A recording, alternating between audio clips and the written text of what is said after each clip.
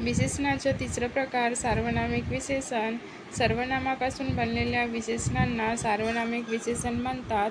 एखाद्या नामाबद्दल अधिक माहिती सांगण्यासाठी नामापूर्वी सर्वनामाचा उपयोग केला असल्यास त्या सर्वनामाला सार्वनामिक विशेषण म्हणतात.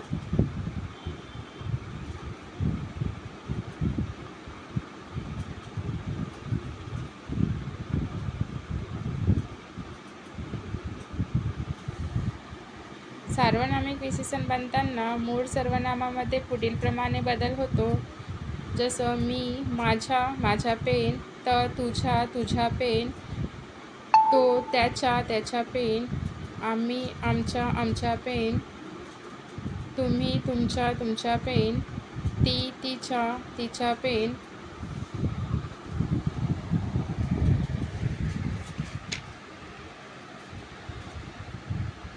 जर व्हिडिओ आवडला असेल तर लाईक आणि सबस्क्राईब करा.